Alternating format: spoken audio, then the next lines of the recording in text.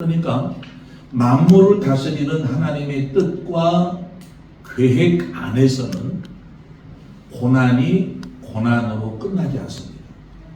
할렐루야. 여러분, 우리가 감당할 수 없는 고난을 당할 때, 그리고 그 고난이 빨리 끝나면 좋겠는데 그 고난이 길어질 때, 오늘도 여러분 욥 이야기가 나오는데, 여러분 욥의 고난은요, 아마 창조 역사 이래로 욥처럼 고난받은 사람은 없었으리라고 생각합니다. 근데 그 고난을 욥은 몇 년을 당했느냐? 30년. 여러분, 3개월도 아니고 3년도 아니고 욥은 30년 그 고난을 당한 거예요.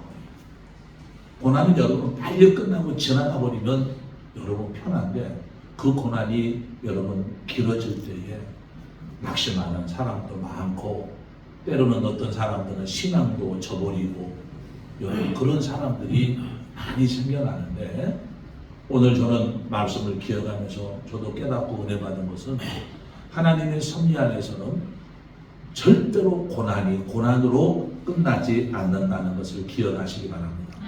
고난 당할 때 고난의 이유를 깨닫고 고난의 의미를 발견한다라고 한다면 그것이 또 다른 하나님의 은혜고 복인 줄 믿습니다. 여러분, 욥의 고난, 욥은요 그 고난을 감당하기 버거운 고통과 괴로움이 있었어요. 그게 몇 년 동안 여러분? 30년. 피 말리는 거죠. 피 말리는 거. 감당할 수 없는 고통과 괴로움이 30년 동안 있었는데, 욥의 삶을 통해서 발견하고 깨달을 수 있는 것은 욥의 고난과 고통이 그곳으로 끝나지 않았다는 것을 기억하시기를 바랍니다. 여러분, 고난의 때에는요, 형통할 때 발견하지 못했던 여러분 하나님의 은혜와 하나님의 뜻을 발견하게 해준다는 것을 믿으시기를 바랍니다. 여러분, C.S. 루이스라고 하는 유명한 우리 영성이 깊은 목사님이 계시는데, 이 목사님이 책 가운데 고통의 이유라고 하는 책이 있습니다. 고통의 이유. 이 C.S. 루이스 목사님이 하나님 앞에 이 고난과 고통에 대해서 깊이 묵상하고 기도하다가 여러분 쓴 책이 고통의 이유라고 하는 책이에요. 이 책에서 우리 목사님은 고통을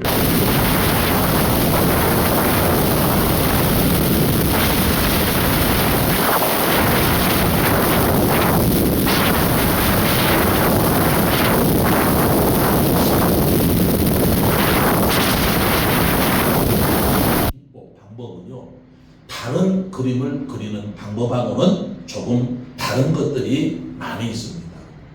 여러분, 유화를 이렇게 그릴 때에 미술용 여러분 날카로운 칼이 있습니다. 물론 붓도 사용하지만은 미술용 여러분 날카로운 칼로 여러분 이미 그려진 캔버스의 그림 위에다가 여러분 긁거나 여러분 덧칠하는 그런 것들을 수없이 여러분 반복을 한다는 거예요. 우리 저 그림도 여러분 유화 그림인데, 우리 김정 목사님이 처음 그리면서 내가 그리는 데를 가봤더니 그 미술용 칼로 여러분 저 위에다가 물감을 붙였다가 또 긁었다가 또 붙였다가 긁었다가 수없이 여러분 반복을 하더라고요.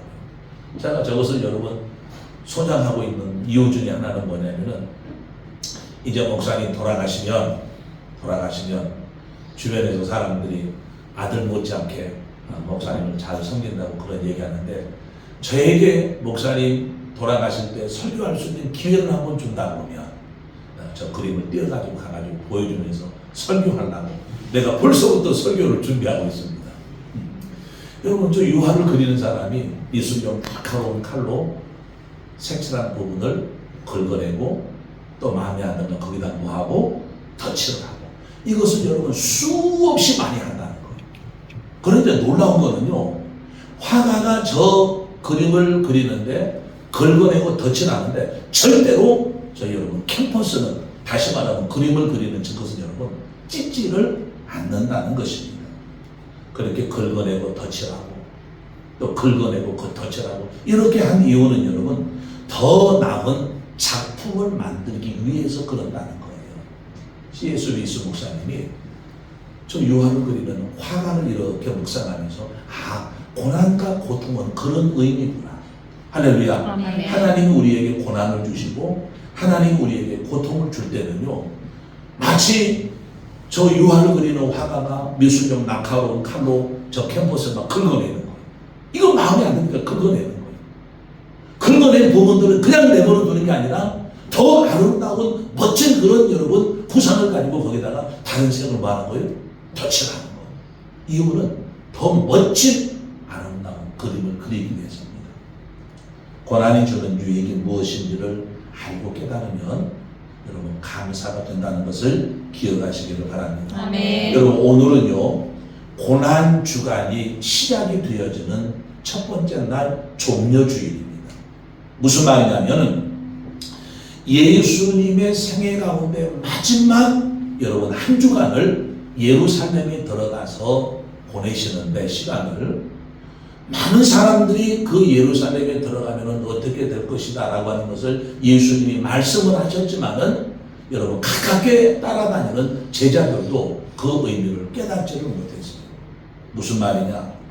예수님이 이 예루살렘에 들어가면 고난이 있고 그 고난의 끝 시간에 예수님이 십자가에 못 박혀 죽는다라고 하는 것을 예수님이 알았어요.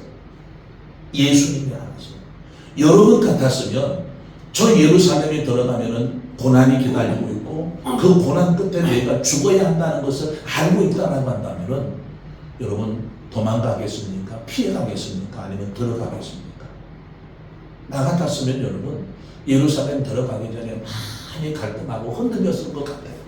그런데 우리 예수님은 주저하거나 망설이지 않고 고난주간 예루살렘에 들어갔다는 것을 믿으시기를 바랍니다. 네. 이 고난 한 주간 동안에 많은 그런 일들이 예수님의 생애 가운데 있었는데 오늘 이 시간에는 특별히 우리 예수님이 대제사장과 빌라도에게 신문을 당하시는데 십자가에 달려 죽으시기 전에 대제사장과 빌라도에게 신문을 당하는데 오늘 그 장면을 우리가 살펴보면서 은혜 받는 시간을 갖기를 원합니다. 아멘. 1절 말씀 한번 읽어볼까요? 1절 시작. 새벽에 대제사장들이 즉시 장로들과 서기관들 곧 온 공회로 더불어 의논하고 예수를 결박하여 끌고 가서 빌라도에게 넘겨주니.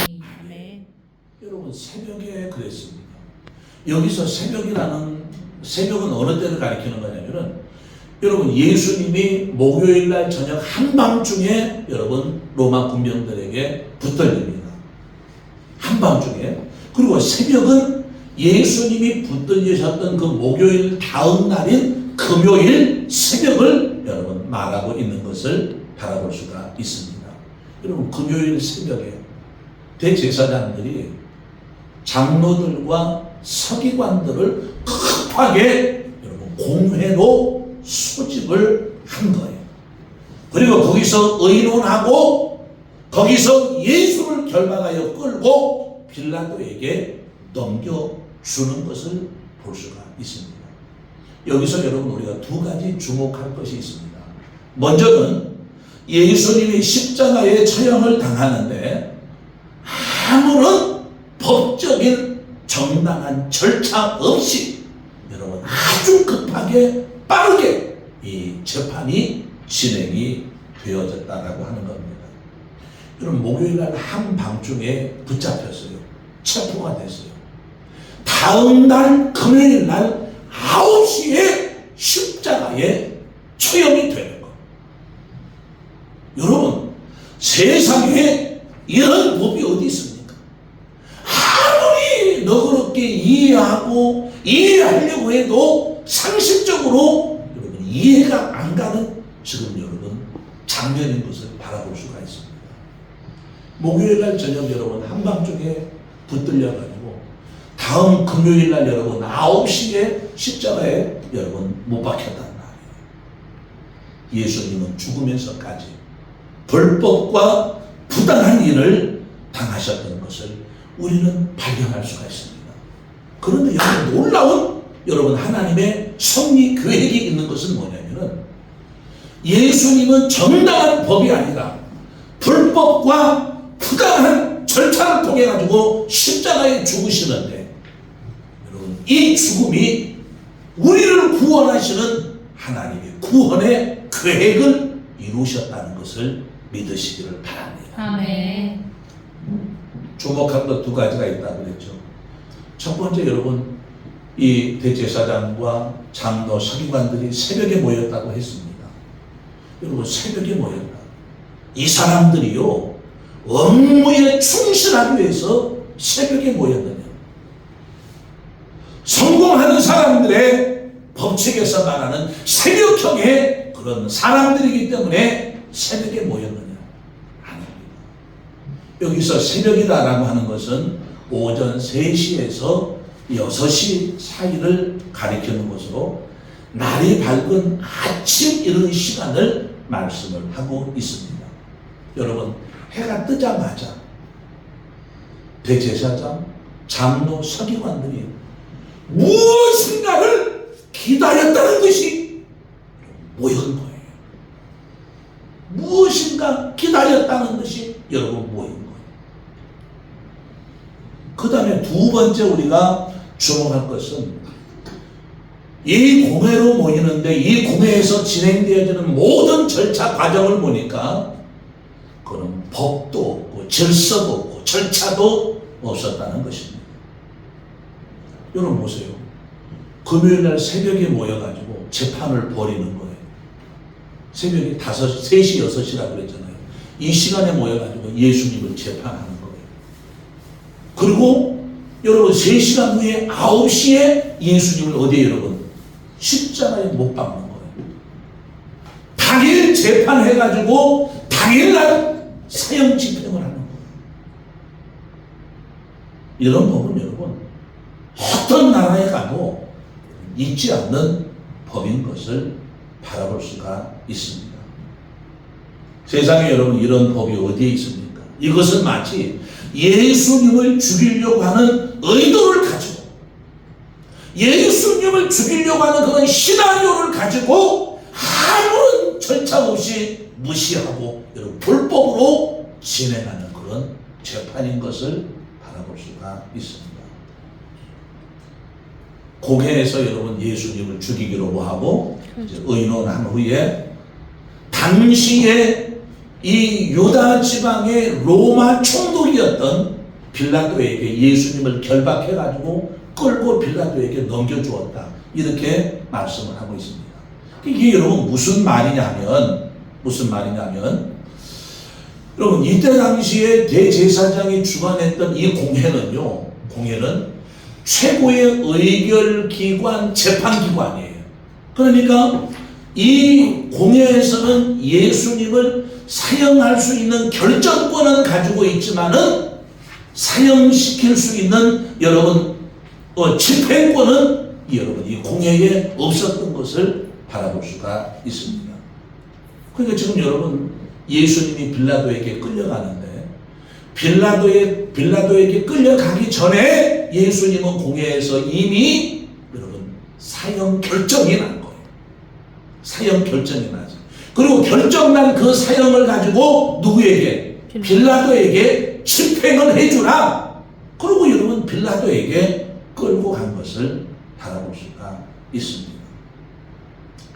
예수님에 대한 재판이 여러분 이렇게 진행이 되어졌다라고 하는 것은 여러분 실로 마음 아픈 안타까운 여러분 일들인 줄 압니다. 여러분 예수님 때부터 앞으로도 예수님의 재판과 같은 이런 재판이 이 땅에서는 여러분 이 세상 법정에서는 절대로 일어나지 말아야 할 것임을 저희는 생각을 해봅니다. 빌라도에게 넘겨진 예수님이 9시에 어디에 여러분 십자가에 달리셔요. 9시에. 그리고 3시간 후에 낮 12시에 어떤 신비한 현상이 일어나느냐 하면은 여러분 이스라엘은요 중동 지방에는요 한낮에는요 온도가 40도가 넘어가거든요. 저 정기수에 가서 간접적으로 체험해봤지만 엄청 더워요. 아주 햇빛이 쨍쨍 내주입니다. 여러분 그 낮 12시에 갑자기 그 해가 빛을 잃고 어두워지는 거예요. 예수님이 십자가에 달리시고 나서 3시간 9시에 달리시고 12시가 되어졌을 때 갑자기 해가 빛을 잃고 온 세상이 어두워지는 거예요. 오후 3시에 예수님이 운명하시는데 오후 3시까지 여러분 이 신비한 자연현상은 여러분 계속 되어진 것을 바라볼 수가 있습니다. 아멘. 예수님을 넘겨받은 빌라도가 예수님을 놓고 1차 신문을 합니다. 2절 읽어봅니다. 2절 시작. 빌라도가 묻되 내 유대인의 왕이냐? 예수께서 대답하여 가라사대 내 말이 옳도다 하시매. 아멘. 아멘. 여러분 예수님을 넘겨받은 빌라도가 예수님을 신문하는 거예요. 야, 당신이 유대인의 왕이냐? 라고 물어봤을 때 예수님이 입을 열어서 하는 말이 뭐라고 그래요? 내 말이 옳도다. 여러분 이것은요 당시에 이스라엘의 정치적인 상황을 여러분이 조금 이해를 하셔야 될 필요성이 있습니다. 지금 여러분 당시의 이스라엘은 로마의 식민 통치 기관입니다. 지금 로마가 이스라엘을 뭐 하고 있는 거예요? 식민 통치하고 있는 거예요. 그러니까 지금 로마가 이스라엘을 여러분 식민 통치하는데 이 이스라엘 사람들에게는 종교의 자유를 100% 허용을 한 거예요. 그러나 한 가지 정치적인 문제에 대해서는 굉장히 엄하고 엄격하게 다스렸던 것을 바라볼 수가 있습니다. 그렇죠. 로마가 지금 이스라엘을 지배하고 있는데 이 정치적인 문제를 느슨하게 해주면은 여러분 로마가 위협을 받기 때문에 로마가 이스라엘을 지배하는데 큰 문제가 생기기 때문에 안 되는 거거든요. 그러니까 종교적인 것은 100% 여러분 자유를 주었지만은 정치적인 문제에 대해서는 로마가 굉장히 엄격하게 여러분 다스렸던 것을 바라볼 수가 있습니다. 그래서 우리 예수님이 여러분 빌라도 앞에 딱 섰을 때 빌라도가 예수님에게 첫 번째 신문하는 질문이 뭐예요? 내가 누구냐? 유대인의 왕이냐. 내가 유대인의 왕이냐. 이것을 물어보는 거예요. 그랬을 때 예수님이 뭐라고 그랬어요? 맞다. 내가 유대인의 뭐라고요? 왕이다. 왕이다. 이렇게 말하는 거예요. 여러분 이거는요 로마가 바라보았을 때 정치적인 큰 문제였습니다. 이스라엘을 지배하고 있는 로마에게 예수님의 대답, 내가 유대인의 왕이다라고 하는 문제는 심각한 문제인 것을 바라볼 수가 있습니다. 근데 여러분 오늘 우리가 읽은 여러분 마가복음에 보면은 내가 유대인의 왕이다 이렇게 말하고 여러분 그 뒤가 없어요. 그 뒤가.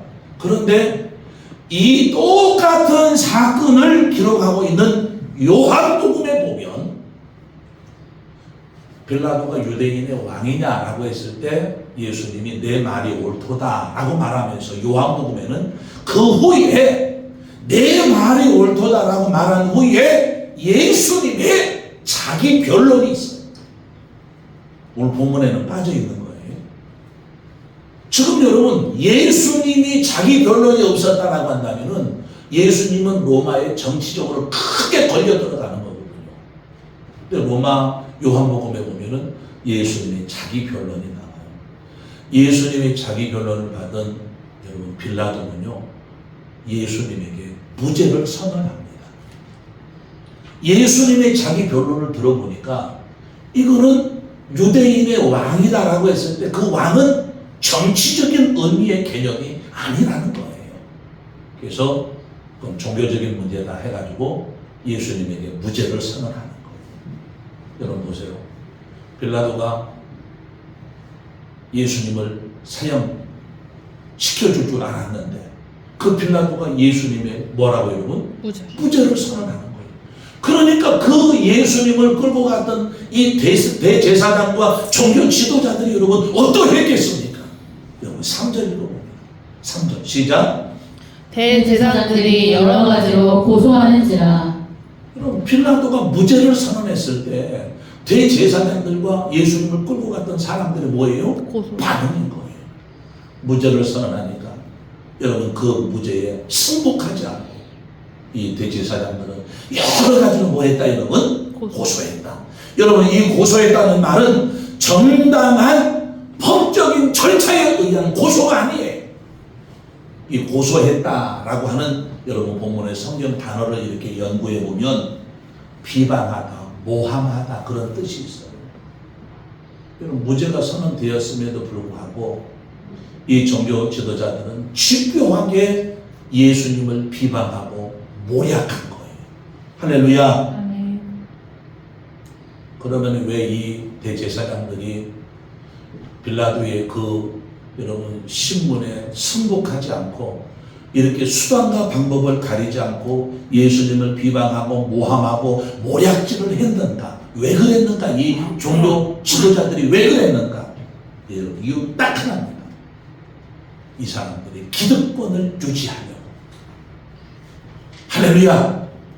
뭘 유지하려고 여러분? 기득권을 유지하려고. 로마 식민 통치 기간의 유대인 사회에서요, 예수님이라고 하는 존재는요, 해성 같은 존재였습니다. 여러분, 오늘날 갑자기 유대인 사회에 30대 유대인 청년 예수가 여러분 해성같이 나타나가지고 기적을 막 베푸는 거예요. 그리고 이미 여러분 요한복음에서 우리가 다 수요일날 공부할 때 배웠던 말씀입니다. 여러분, 유대인 사회에 갑자기 30대 초반의 유대 청년 예수가 나타나가지고 기적을 막 베푸는 거예요. 그리고 유대인들이 가르치는 여러분 그 율법에 반하는 여러분 다른 어떤 것들을 막 가르치는 거예요.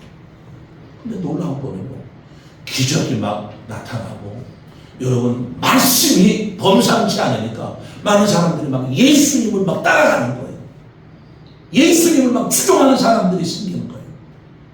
이런 예수님의 등장은요, 당시의 대제사장들과 종교 지도자들에게 가시와 같은 불편한 존재였습니다. 수많은 사람들의 관심이 예수님에게 쏠리고 예수님으로 인해서 유대인 사회에 갑작스럽게 일어나는 이 많은 변화들은요, 로마 식민 통치 기간에 종교 지도자들로서 자기들의 자리가 여러분 위태위태하게 생긴 거예요.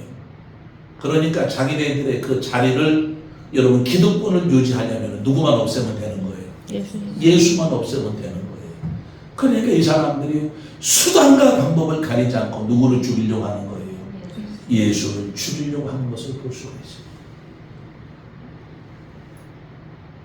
예수님을 고발한 대제사장들의 동기와 행위는요, 순수하지 않고 정당하지 않았다는 거예요. 저는 이 말씀을 바라보면서 제가 목회하면서 활동하면서 늘 제가 마음의 중심에 가지고 있는 여러분 큰 기둥과 같은 여러분 뭡니까? 마음의 다짐입니다.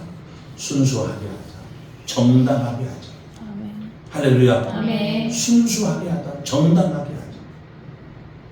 여러분, 대제사장들이기 때문에 종교 지도자들이기 때문에 더 정당한 방법 길로 가야 되고 더 순수하게 여러분 가야 되는 거거든요.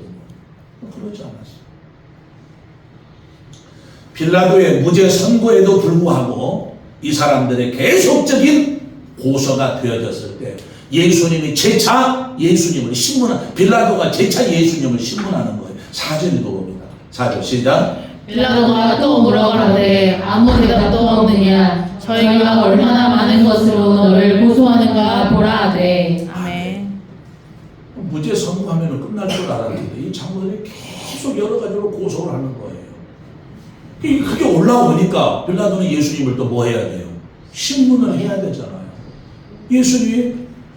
빌라도가 예수님에게 물어보는 거예요.